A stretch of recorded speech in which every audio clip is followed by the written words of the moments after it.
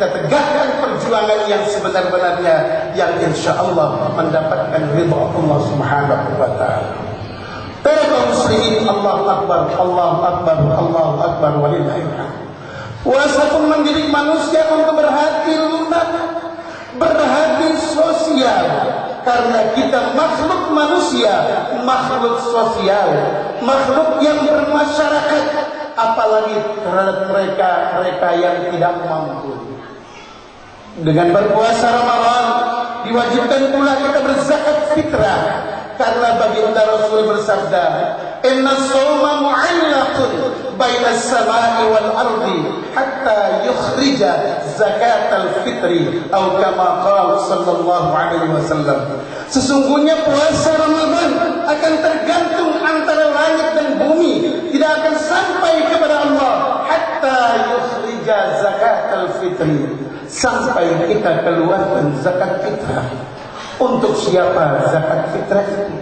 Dijelaskan oleh Allah dalam surah Al-Maidah, "Innamas shadaqatu lil fuqara wal masakin" ila akhiril ayat. Kepada 8 asnaf yang disalurkan zakat fitrah itu. Yang pertama, Allah dahulukan lil fuqara wal masakin. Saudara kaum muslimin jamaah rahimakumullah, satu ilustrasi yang sangat indah dan menarik sekali. Ketika hari raya semacam ini, baginda Rasul pulangnya agak lebih jauh dibandingkan saat berangkat ke masjid. Tempuh perjalanan yang lebih jauh, beliau putar.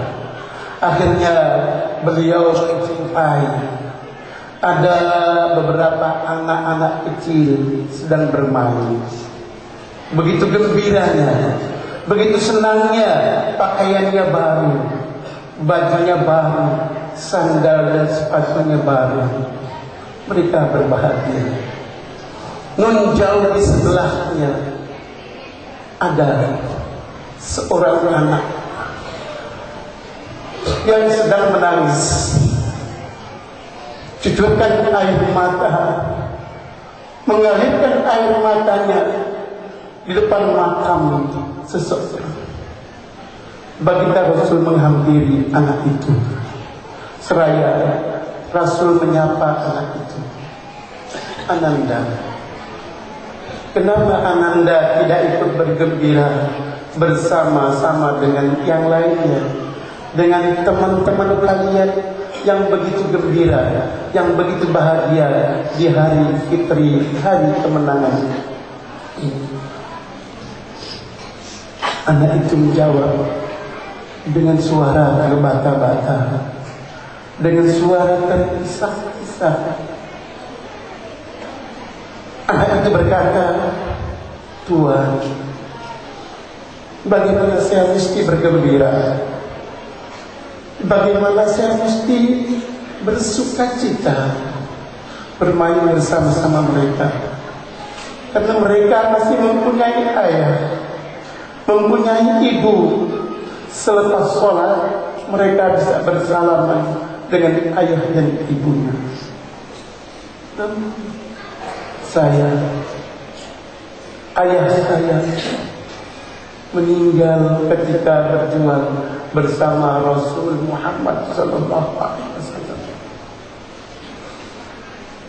Ibu saya beberapa tahun kemudian dipanggil pula oleh Allah. Saya tinggal sendiri. Kepada siapa saya harus bersalaman? Pada siapa saya membagi perasaan saya ini? Ketika itu baginda Rasul mengangkat anak itu, seraya membelai dan berkata, "Anakku, maukah kau jadikan Muhammad sebagai orang tua, sebagai ayahmu, Aisyah sebagai ibumu, Ali sebagai saudaramu?" Anak itu mengangkat kepalanya dan baru dia tahu bahwa yang dihadapannya adalah Rasul yang dicintainya, di mana ayahnya berjuang berperang bersama Rasul. Anak itu memeluk baginda Rasul. Kemudian Rasul memegangnya dan membawa kepada sahabat-sahabatnya. Rasul bersabda, "Ana wa kafilul yatim fil jannah kahatain." Sahabat-sahabatku,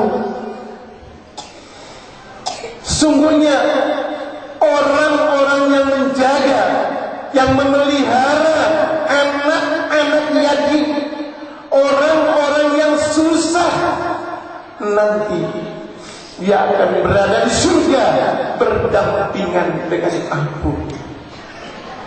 Begitu hebatnya baginda Rasul mengangkat derajat anak yatim, karena Rasul sendiri lahir dalam keadaan yatim, tidak punya ayah. 7 bulan kemudian ibunya dipanggil oleh Allah Subhanahu wa taala. Allah ingatkan kepada kita, fa'ammal yatima fala taqhar. Adapun terhadap anak-anak yatim, jangan kau hardik, jangan kau sakiti mereka, karena ayahnya telah dijemput oleh aku, kata Allah. Dia adalah peliharaanku. Siapa-siapa yang menjaga, memelihara peliharaan Allah, Allah akan pelihara dia melalui zakat fitrah, zakat mal dari orang-orang yang mampu.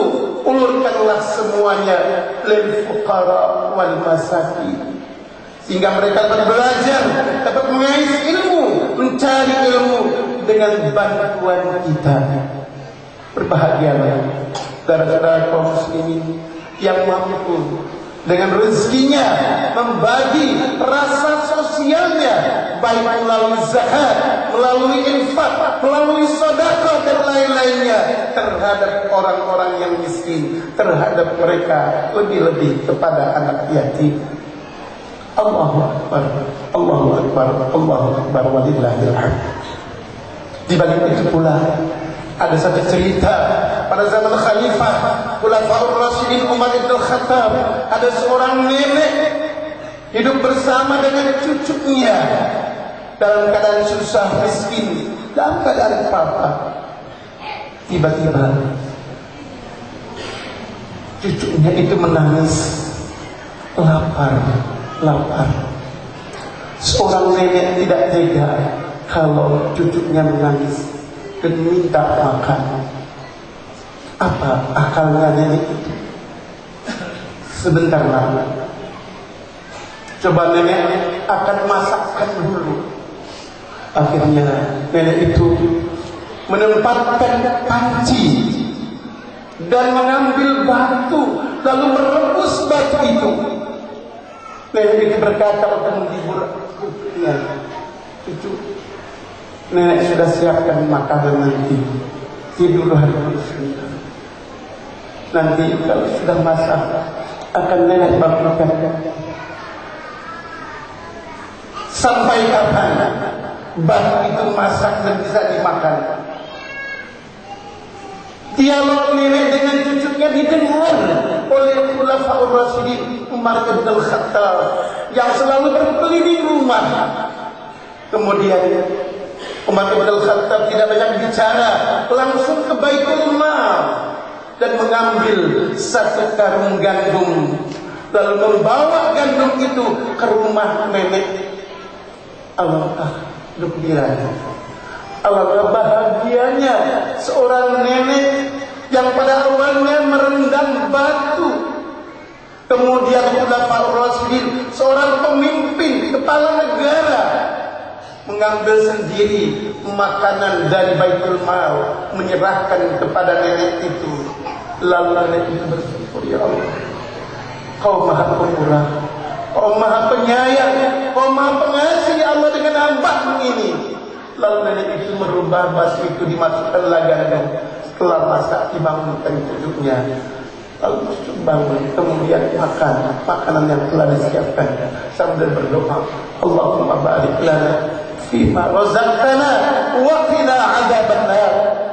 Masya Allah, subhanallah, begitu hebatnya Umar bin Khattab Begitu sayangnya dengan orang yang tidak mampu melalui puasa, tarbiyah pendidikan itu bisa dicapai dengan zakat fitrah. Karena zakat fitrah adalah hak al-fuqara wal masakin yang dikeluarkan oleh kita semuanya untuk jadikan sebagai satu stempel. Dengan sebab zakat fitrah, puasa kita akan sampai kepada Allah Subhanahu wa ta'ala. Allahu akbar, Allahu akbar, Allahu akbar, walillahil hamd. Masyaallah muslimin rahimakumullah. Itu pendidikan puasa. Kemudian pada saat Idul Fitri, dalam lisan dan bibir kita terurai satu ucapan, minal a'idin al-faizin. Selamat menjadi orang yang kembali ke alam fitrah. Karena orang yang berpuasa Ramadan, yang Ramadan, keluar pula dosanya bagaikan seorang bayi yang baru dilahirkan. Urut yang kedua, ma'asyiral muslimin rahimakumullah, jamaah kaum muslimin yang berbahagia. Al-faizin, yang beruntung, yang berbahagia. Siapa yang beruntung dan berbahagia itu? Allah jelaskan dalam surah At-Taubah, alladzina amanu wa hajaru wa jahadu fi sabilillahi bi amwalihim wa anfusihim a'zamu darajatan 'indallah wa ulaika humul faizun.